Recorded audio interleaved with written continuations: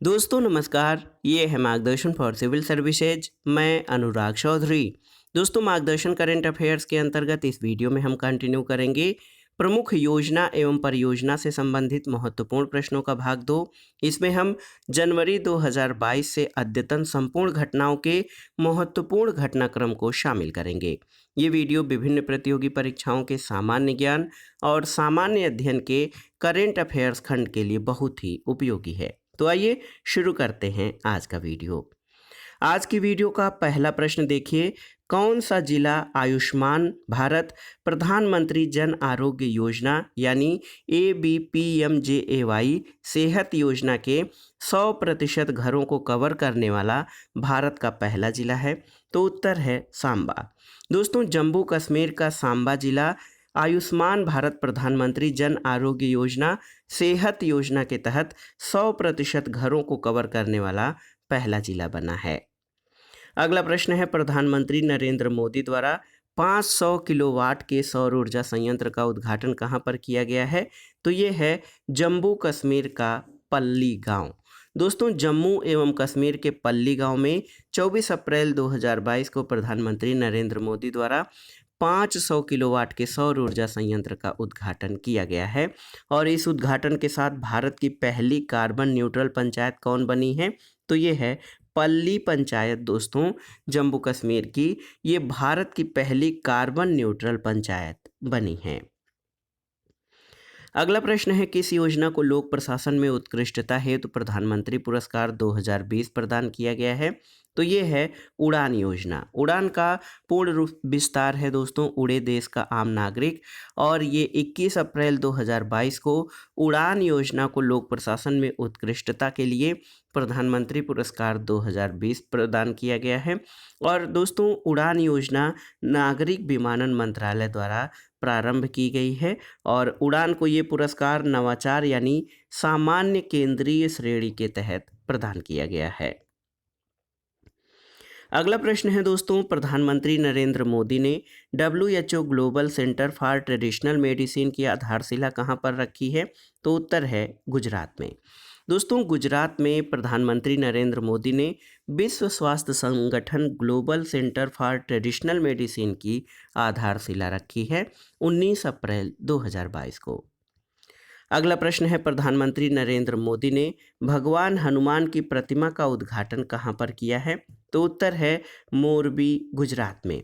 दोस्तों मोरबी गुजरात के मोरबी में प्रधानमंत्री नरेंद्र मोदी ने भगवान हनुमान की प्रतिमा का उद्घाटन किया है। और इस प्रतिमा की ऊंचाई 108 फीट है।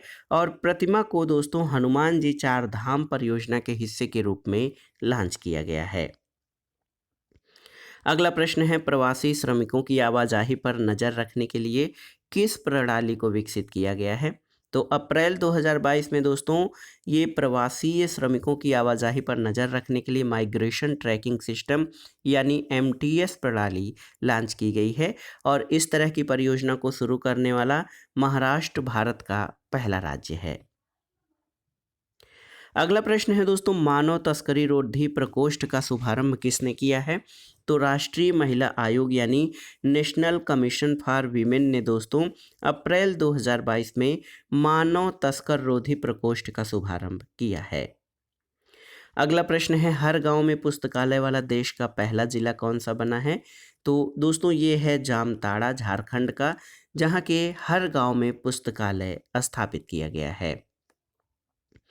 अगला प्रश्न है, वैक्यूम आधारित सीवरेज यानी VBS यानी वैक्यूम बेस्ड सीवरेज अपनाने वाला भारत का पहला शहर कौन सा है? तो ये है दोस्तों उत्तर प्रदेश का शहर आगरा। अप्रैल 2022 में इसने वैक्यूम आधारित सीवरेज सिस्टम जो है प्रारंभ किया है। अगला प्रश्न है, नई दिल्ली में स्माइल परियोजना का प्रारंभ किसने किया है? तो 12 फरवरी 2022 को केंद्रीय सामाजिक न्याय और अधिकारिता मंत्री डॉक्टर वीरेंद्र कुमार ने दिल्ली में स्माइल योजना का प्रारंभ किया है।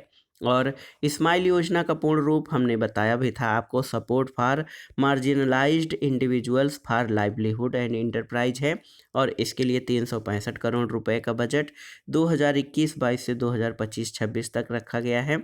और दोस्तों ये उपयोजना ट्रांसजेंडर व्यक्तियों के कल्याण के लिए व्यापक पुनर्वास की केंद्रीय योजना है और भिक्षु या जो भिक्षुक हैं उनके व्यापक पुनर्वास की केंद्रीय योजना के तहत स्माइल योजना शुरू की गई है। अगला प्रश्न है दोस्तों, पर्वतमाला परियोजना की घोषणा कब की गई है?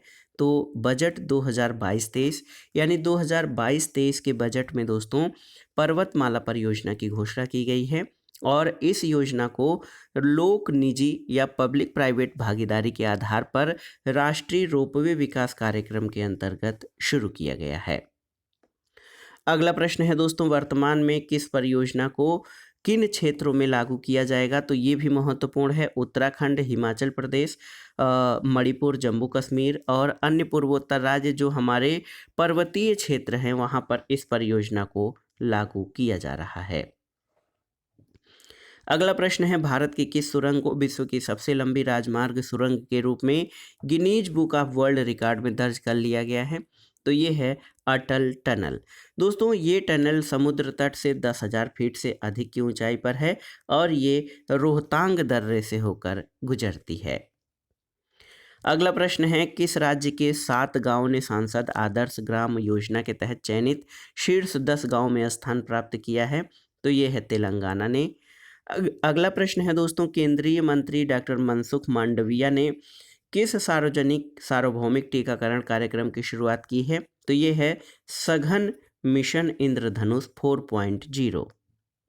दोस्तों आप जान लीजिए कि ये सघन मिशन इंद्रधनुष देश के 33 राज्यों, केंद्र शासित प्रदेशों के 416 जिलों में संचालित किया जाएगा और आप जान लीजिए कि मिशन इंद्रधनुष का प्रारंभ 25 दिसंबर 2014 को किया गया था। अगला प्रश्न है दोस्तों, संत श्री रामानुजाचार्य की 216 फीट ऊंची प्रतिमा की स्थापना कहाँ की गई है? तो ये हैदराबाद में।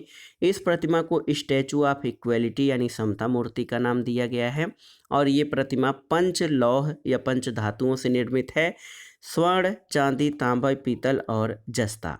और आप जान लीजिए दोस्तों, बैठी हुई मुद्रा में विश्व की दूसरी सबसे ऊंची प्रतिमा स्टैचू ऑफ इक्वेलिटी है और दोस्तों बैठी हुई मुद्रा में विश्व की सबसे ऊंची प्रतिमा ग्रेट बुद्धा है जो थाईलैंड में है और इसकी ऊंचाई 302 फीट है।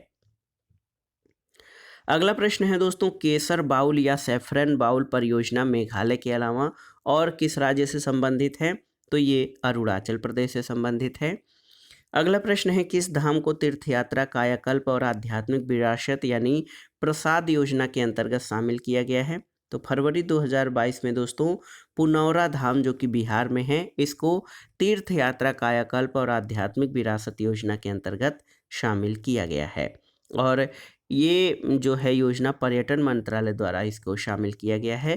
प्रसाद योजना जान लीजिए कि ये दोस्तों 2014-15 में आरंभ की गई थी।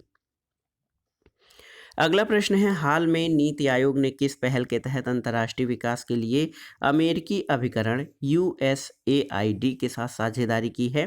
तो ये योजना है sustainable access to markets and resources for innovative delivery of health care और नीति आयोग ने दोस्तों इसके लिए अमेरिकन एजेंसी USAID के साथ साझेदारी की है। अगला प्रश्न है, किस राज्य में उसकी पहली पवन और हाइब्रिड यानी विंड सोलर हाइब्रिड परियोजना की शुरुआत की गई है? तो गुजरात में और ये परियोजना रिन्यू ग्रीन सॉल्यूशन के द्वारा शुरू की गई है। अगला प्रश्न है दोस्तों, किस मंत्रालय द्वारा दवाओं की होम डिलीवरी के लिए योजना शुरू की गई है? तो केंद्रीय रक्षा मंत्रालय द्वारा और इसके तहत सेहत योजना शुरू की गई है। दोस्तों सेहत का पूरा रूप है services e health assistance and teleconsultation. अगला प्रश्न है दोस्तों, आदि बद्री बांध कहाँ बनाया जाना प्रस्तावित है? तो ये यमुनानगर हरियाणा में। दोस्तों आदि बद्री बांध यमुनानगर हरियाणा में बनाया जाना प्रस्तावित है और आदि बद्री बांध के निर्माण के लिए हरियाणा और हिमाचल प्रदेश में 21 जनवरी 2022 को समझौता हुआ है। अगला प्रश्न है दोस्तों, प्रधानमंत्री नरेंद्र मोदी ने तमिलनाडु में किसका उद्घाटन जनवरी में किया है? तो इसमें देखिए 11 नए मेडिकल कॉलेज और CITC का एक नया परिसर। CICT का पूर्ण रूप क्या है? तो यह है केंद्रीय शास्त्रीय तमिल संस्थान यानी CICT। अगला प्रश्न है दोस्तों, देश के पहले खिलौना क्लस्टर यानी कोप्पल टॉय क्लस्टर का शिलान्यास कहाँ पर किया गया है? तो ये कोप्पल कर्नाटक में किया गया है। अगला प्रश्न है दोस्तों, वाटर मेट्रो परियोजना या जल मेट्रो परियोजना वाला भारत का पहला शहर कौन है? तो ये है कोच्चि। केरल का शहर कोच्चि दोस्तों ये जल मेट्रो परियोजना वाला भारत का पहला शहर बना है। अगला प्रश्न है, महाकाली नदी पर पुल निर्माण के लिए भारत ने किस देश के साथ समझौता किया है? तो ये समझौता नेपाल के साथ हुआ है। महाकाली नदी पर पुल का निर्माण कहाँ पर होना है? तो ये धारचूला में होना है। और महाकाली नदी को किस और नाम से जाना जाता है? तो दोस्तों महाकाली को काली और शारदा के नाम से भी जाना जाता है। अगला प्रश्न है, किस राज्य सरकार ने student startup and innovation policy 2.0 यानी SSIP 2.0 लॉन्च किया है? तो गुजरात ने।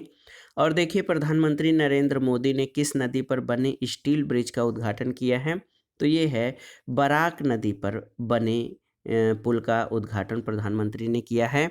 और दोस्तों ये पुल जो है सिलचर और इम्फाल मणिपुर के बीच जो है यातायात को आसान बनाएगा।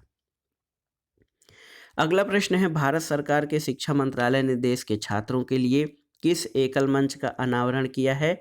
तो ये है नीट 3.0 यानी NEAT। दोस्तों NEAT का उद्देश्य छात्रों को सर्वोत्तम विकसित एड टेक समाधान और पाठ्यक्रम का प्रदान करना है।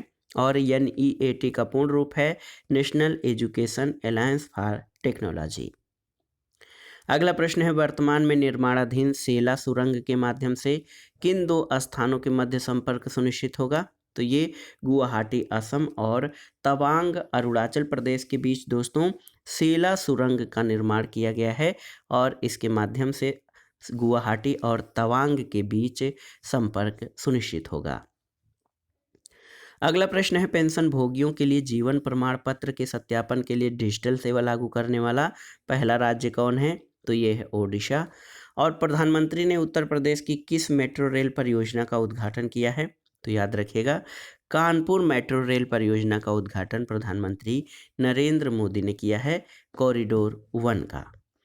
अगला प्रश्न है दोस्तों, प्रधानमंत्री नरेंद्र मोदी द्वारा उद्घाटित 356 किलोमीटर लंबी बीना पनकी मल्टी प्रोडक्ट पाइपलाइन परियोजना की क्षमता कितनी है?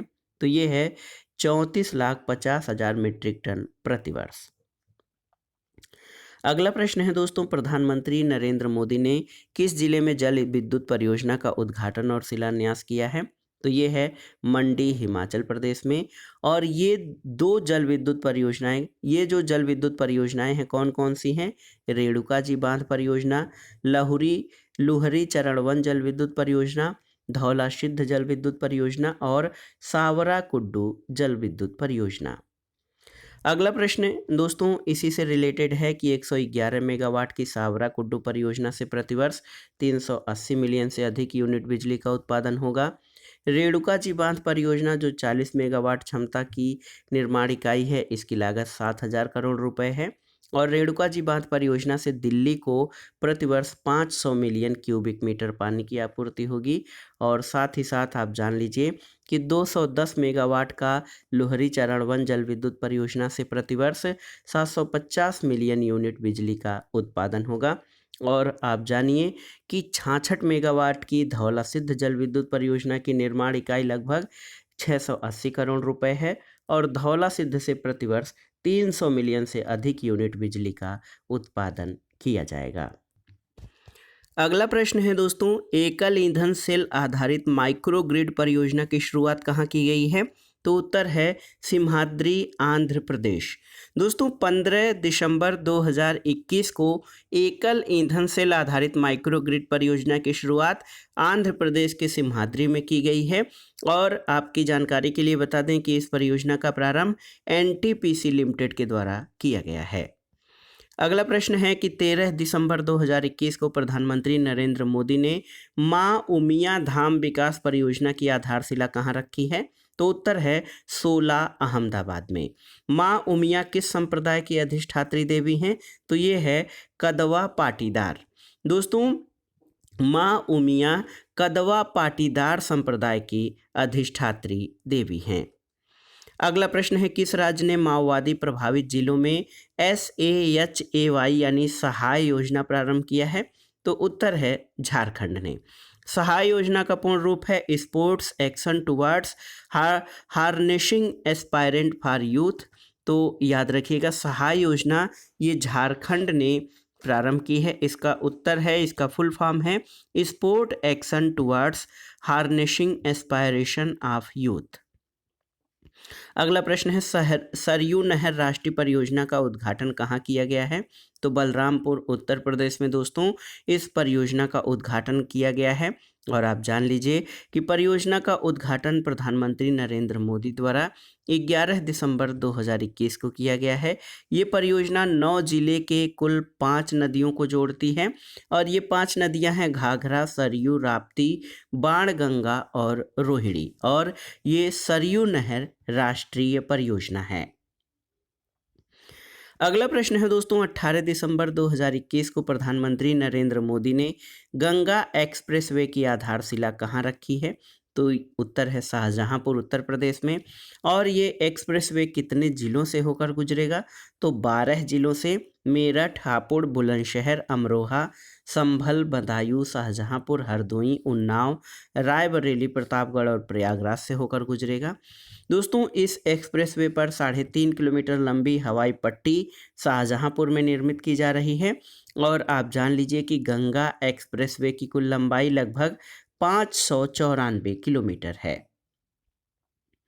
अगला प्रश्न है दोस्तों, वाराणसी में श्री काशी विश्वनाथ धाम का लोकार्पण कब किया गया? तो उत्तर है 13 दिसंबर 2021 को प्रधानमंत्री नरेंद्र मोदी ने वाराणसी में श्री काशी विश्वनाथ धाम का लोकार्पण किया है। वर्तमान में श्री काशी विश्वनाथ धाम का कुल क्षेत्रफल लगभग 5 लाख वर्ग फीट हो गया है। पूर्व में ये 3000 वर्ग फीट था। अगला प्रश्न है, शहरी नदियों के सतत प्रबंधन के लिए रिवर सिटीज अलायंस यानी RCA किसके द्वारा लॉन्च किया गया है? तो जल शक्ति मंत्रालय के द्वारा दोस्तों रिवर सिटीज अलायंस लॉन्च किया गया है। और RCA का सचिवालय ये राष्ट्रीय शहरी कार्य संस्थान में स्थित होगा। अगला प्रश्न है, ऊर्जा साक्षरता अभियान यानी USHA ऊषा प्रारंभ करने वाला राज्य कौन सा है? तो उत्तर है मध्य प्रदेश। अगला प्रश्न है दोस्तों, विश्व का सबसे बड़ा सोलर पार्क कहाँ स्थापित किया गया है? तो भादला राजस्थान में। भादला सोलर पार्क 14,000 एकड़ में विस्तृत है और इसकी परिचालन क्षमता 2245 मेगावाट है। अगला प्रश्न है दोस्तों, भारत में स्वास्थ्य देखभाल अवसंरचना को सुदृढ़ करने संबंधी देश की सबसे बड़ी योजनाओं में से एक कौन है? तो ये है प्रधानमंत्री आयुष्मान भारत स्वास्थ्य अवसंरचना मिशन। ये भारत में स्वास्थ्य देखभाल स्ट्रक्चर को सुदृढ़ करने संबंधी सबसे बड़ी परियोजना है। प्रधानमंत्री नरेंद्र मोदी ने PM आयुष्मान भारत स्वास्थ्य अवसंरचना मिशन का शुभारंभ कहाँ से किया है? तो उत्तर है वाराणसी उत्तर प्रदेश से। 25 अक्टूबर को PM मोदी ने प्रधानमंत्री आयुष्मान भारत स्वास्थ्य अवसंरचना मिशन की शुरुआत की है। और आप जान लीजिए कि PM आयुष्मान भारत स्वास्थ्य अवसंरचना मिशन के तहत स्थापित किए जाने वाले संस्थानों में national institute for one health और दूसरा है 4 नए राष्ट्रीय विषाणु विज्ञान संस्थान की स्थापना करना है। अगला प्रश्न है दोस्तों, 13 अक्टूबर 2021 को प्रधानमंत्री नरेंद्र मोदी ने मल्टी मॉडल कनेक्टिविटी के लिए जिस राष्ट्रीय मास्टर प्लान का शुभारंभ किया है वो है PM गति शक्ति एक्सप्रेस। और PM गति शक्ति जिन 6 आधारों पर आधारित है वो है सर्वव्यापकता, प्राथमिकता, अधिकतम उपयोग, सामंजस्यीकरण, विश्लेषणात्मक और गतिशीलता। तो याद रखिएगा, मल्टी मॉडल कनेक्टिविटी के लिए PM गति शक्ति योजना शुरू की गई है। आप जान लीजिए दोस्तों, PM गति शक्ति राष्ट्रीय मास्टर प्लान के तहत ये गठित कैबिनेट सचिव के अधिकार प्राप्त समूह के अध्यक्ष कैबिनेट सचिव होंगे। और PM गति शक्ति राष्ट्रीय मास्टर प्लान के तहत निवेश की जाने वाली कुल राशि जो है 100 लाख करोड़ रुपए है। और आप जान लीजिए, पीएम गति शक्ति राष्ट्रीय मास्टर प्लान के तहत नवीन और नवीकरणीय ऊर्जा क्षेत्र की क्षमता को वर्ष 2025-26, 2024-25 तक 87.7 गीगावाट से बढ़ाकर 225 गीगावाट किया जाएगा। अगला प्रश्न है, 12 अक्टूबर 2021 को प्रधानमंत्री नरेंद्र मोदी की अध्यक्षता में केंद्रीय मंत्रिमंडल ने निरंतर अच्छे परिणाम देने वाले स्वच्छ भारत मिशन शहरी को जारी रखने की मंजूरी कब तक दी है? तो ये 2025-26 तक। और SBMU यानी भारत स्वच्छ भारत मिशन शहरी की शुरुआत कब हुई थी? तो 2 अक्टूबर 2014 को हुई थी। अगला प्रश्न है दोस्तों, 12 अक्टूबर 2021 को प्रधानमंत्री नरेंद्र मोदी की अध्यक्षता में केंद्रीय मंत्रिमंडल ने नवीकरण और शहरी परिवर्तन के लिए अटल मिशन यानी अमृत, अटल मिशन फॉर जो है शहरी परिवर्तन या rural Atal mission for renovation of urban change के लिए दोस्तों ये 2025-26 तक इसको जारी रखने की अमृत योजना को मंजूरी दी गई है। और नवीकरण और शहरी परिवर्तन के लिए अटल मिशन का शुभारंभ प्रधानमंत्री नरेंद्र मोदी द्वारा जून 2015 में किया गया था।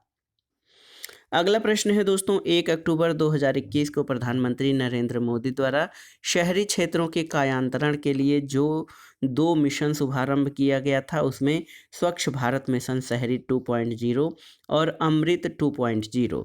दोस्तों SBMU 2.0 यानी स्वच्छ भारत मिशन 2.0 के तहत सभी सांविधिक नगरों को इसमें ODF प्लस श्रेणी के अंतर्गत लाना प्रस्तावित है। और SBMU 2.0 के तहत 1 लाख से कम जनसंख्या वाले सभी शहरों को ODF प्लस प्लस श्रेणी के अंतर्गत लाने की योजना है। अगला प्रश्न और योजना एवं परियोजनाओं से संबंधित महत्वपूर्ण प्रश्नों का ये जो लास्ट क्वेश्चन है, ये है, पूर्व में चल रही मध्याह्न भोजन योजना के स्थान पर केंद्र सरकार द्वारा स्वीकृत योजना का क्या नाम है? तो ये है प्रधानमंत्री पोषण शक्ति निर्माण योजना। और आप जान लीजिए कि प्रधानमंत्री पोषण शक्ति निर्माण योजना की क्रियान्वयन अवधि 2021-22 से 2025-26 तक है। तो दोस्तों ये था आज का वीडियो करंट अफेयर्स के अंतर्गत। इसमें हमने भारत की प्रमुख योजनाओं और परियोजनाओं के संबंध में जाना, जो आपके आगामी परीक्षाओं के करंट अफेयर्स खंड के लिए बहुत ही उपयोगी हैं। आप इन प्रश्नों को रिवाइज कर लीजिएगा। वीडियो आपको कैसा लगा हमें कमेंट बॉक्स में ज़रूर बताइएगा। वीडियो को लाइक करें, शेयर करें और इस चैनल मार्गदर्शन फॉर सिविल सर्विसेज को सब्सक्राइब करें। वीडियो देखने के लिए धन्यवाद दोस्तों। नमस्कार।